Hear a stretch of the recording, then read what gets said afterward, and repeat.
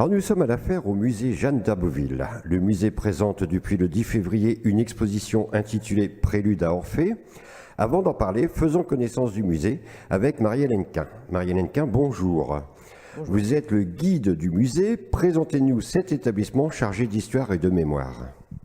Alors, le musée Jeanne d'Aboville tient son nom de la mère d'une comtesse, et cette comtesse a légué la collection à la ville. Donc, c'était une collection de peintures, donc à peu près 500 peintures. Aujourd'hui, il nous en reste un peu moins de 400. Donc, il y a plusieurs écoles qui sont représentées, du 15e au 19e siècle. Donc, il y a les Flamands, les Hollandais, les Italiens, les Français. Donc, c'est une collection qui est assez importante puisque c'est l'œuvre d'une seule personne et qu'elle est restée non dispersée jusqu'à nos jours, ce qui est relativement rare. Alors je crois savoir que c'était au départ un don, un legs de cette personne-là. Oui, donc la comtesse d'Héricourt de Valincourt qui a légué la collection à sa ville natale, La Fère. Alors, il faut savoir que le musée a presque 150 ans d'existence, ce qui fait l'un des plus vieux musées de l'Aisne et de la région de France. Et je crois aussi qu'il possède l'appellation Musée de France. Oui, tout à fait. Donc c'est une appellation qui est assez importante et qui met en valeur en fait le fait que ça soit une collection de qualité. C'est une reconnaissance. Oui, tout à fait. Alors, quelle est la constitution de la collection? Donc c'est une collection qui est composée de plus de 400 toiles et panneaux. Donc il y a aussi des peintures sur bois, il y a également des peintures sur cuivre, ce qui est un peu plus rare. Et donc on va rencontrer pas mal de peintres nordiques. Donc on va voir Ruysdael, des gens comme les Bruegel. Donc après il y a également de la peinture française, de très belles peintures du XVIIIe siècle, notamment Vigée Lebrun, donc la portraitiste de Marie-Antoinette.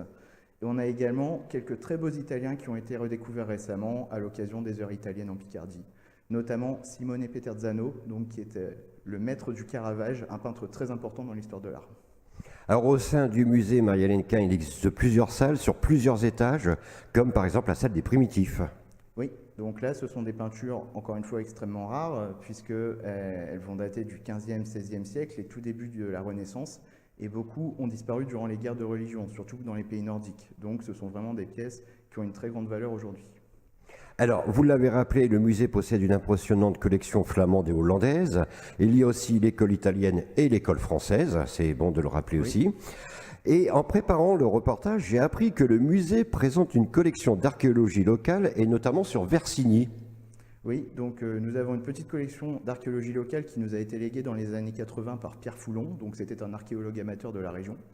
Et cet archéologue amateur a fait des fouilles, notamment à Versigny, oui, où on a découvert un fanum gallo-romain, c'est-à-dire un petit temple, et on a trouvé pas mal de vestiges. Alors je crois aussi que ça date de la préhistoire jusqu'au Moyen-Âge. Oui, c'est ça. Alors Marie-Hélène Quin, revenons à l'exposition Prélude à Orphée. Alors pourquoi ce titre Prélude à Orphée? Alors, ça fait allusion à notre plus grand tableau au musée. Donc, c'est un tableau qui fait 3 mètres de haut et qui s'appelle Orphée charmant les animaux. Donc, c'est l'œuvre de Sinibaldo Scorza, donc un peintre génois de la période baroque qui s'intéressait beaucoup aux animaux et qui a aimé représenter ce sujet puisqu'il l'a fait à plusieurs reprises. Et notre version est la seule qu'on puisse voir en France. Tous les autres sont dans des collections italiennes. Alors justement, ça fait partie des particularités de cette exposition, il y en a plusieurs. Oui, alors c'est une exposition un peu particulière dans le sens où on a juste puisé dans les réserves du musée. On n'est pas allé chercher dans d'autres musées parce qu'il faut savoir qu'on n'a qu'environ 30% de la collection qui est exposée et ces petites expositions temporaires qu'on organise sont l'occasion de montrer la richesse de ces réserves qu'on ne peut pas montrer tout le temps, faute de place. Alors justement, vous parlez de montrer de cette richesse, que peut-on voir en détail dans cette exposition? Alors, vous avez de la peinture italienne, de la peinture flamande, de la peinture française. On a puisé un petit peu dans toutes les écoles et on a essayé de mettre un peu en valeur toutes les écoles, justement parce que c'est la particularité du musée, cette volonté encyclopédique de la donatrice d'avoir tous les styles, toutes les écoles représentées et l'exposition en est le miroir. Alors jusqu'à quand peut-on voir cette exposition? Jusqu'au 17 juin. Jusqu'au 17 juin. Alors ma dernière question, le musée consacre de nombreuses journées de gratuité et d'animation permettant de découvrir le musée autrement. Vous pouvez nous en dire plus? Alors nous avons un calendrier assez chargé cette année en 2018 puisqu'on organise beaucoup de choses. Donc il va y avoir le Printemps des poètes où on pourra découvrir le musée en poésie.